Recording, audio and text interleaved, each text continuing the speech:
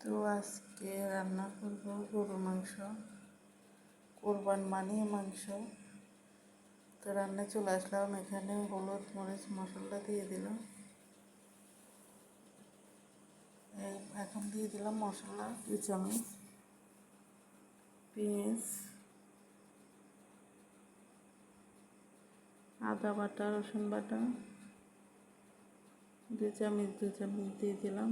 হাত ধুতেও মনে নেই, দিয়ে ফেলতেছি। তাই আমি রান্নাটা করবো সরষের তেল দিয়ে। তারপর এখানে মশলা নিয়েছিলাম, গোটা মশলাগুলো দিয়ে এখন ভালো করে মেখে নেব। লবণ দিতে মনে ছিল না, লবণ দিয়ে দিলাম। লবণ ছাড়া তো রান্নাই অসম্পূর্ণ, তো তাই ভালো করে মেখে নিতেছি, দেখতে পাচ্ছেন। আর আমি তো বরাবরই বলি, সবাই বলে, আমার মা চাচিরা বলতো যে মাংস বা যে কোনো রান্না হাতে মাখাই করলে ভালো হয়। আজকে আমি রান্নাটা করবো প্রেসার কুকারে। আবার একটু তেল দিয়ে দিলাম কুকারের মধ্যে, কেননা ড্রাই হয়ে আছে এই জন্য, তাই তেল দিয়ে দিলাম। তো আমার মনে হলো কম হবে, তাই আর একটু দিয়ে দিলাম। এখন যেহেতু আমি মশলা সবই দিয়েছি, আর প্রেসার কুকারটা এত বড়, আমার থেকে উপর হয়ে গেছে, না হলে আমি একটু কাঁচা পেঁয়াজ ভাজতাম, মানে এই অবস্থা। তো তাই আমি যেহেতু মাংসটা মশলা মাখাই আছে, তাই দিয়ে দিলাম। আগে একটু কষাই নিই, তারপর ঢাকনাটা হচ্ছে না, ভাবছিলাম হবে। সরি, কী বলে ফেলতেছি। তো আমি আর একটু নাড়াচাড়া করে নিলাম। এখন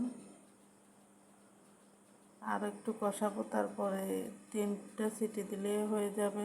প্রেসার কুকারে তো আপনারা জানেনই এত সময় লাগে না। তো মাংসটা কষানি হোক,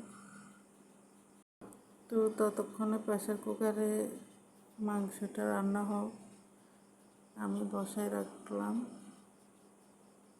ঢাকনাটা এখন লাগাই দিয়েছি, দেখতে পাচ্ছেন। তো এটা অফ ক্যামেরা ছিল 10-15 মিনিটের মতো। এখন সিটিটা উঠে গেছে, তো আমি আরও 2টা দিয়ে নেব। অপেক্ষা করতেছি আরেকটা আসার জন্য।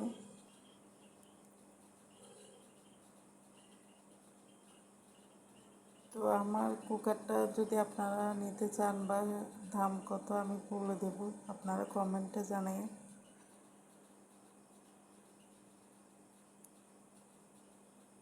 তো রান্নাটাও হইতেছে, ওই আমি বসে এখন তো আর এটা সিটি দেওয়া ছাড়া খোলা যাবে না, না হলে নাড়াচাড়া করে দিতাম। আরেকটা চিঠি হোক, একটা হয়ে গেছে, আর 2টা চিঠি হোক, তো নামাই ফেলবো। দেখুন দ্বিতীয়টা চিঠি হইতেছে।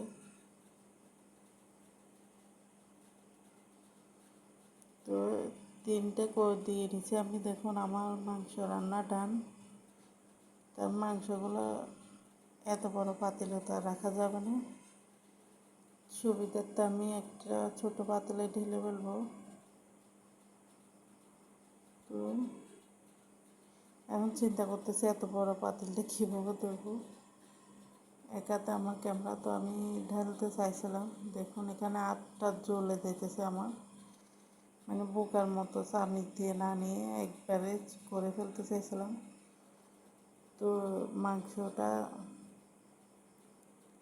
ঢেলে দিলাম, পরে অফ ক্যামেরায় হাতটা জ্বলে গেছে আমার, এখনও জ্বলতেছে, ভয়েস দিতেছি তারপর। তো মাংস তো একদম সিদ্ধ হয়ে গেছে।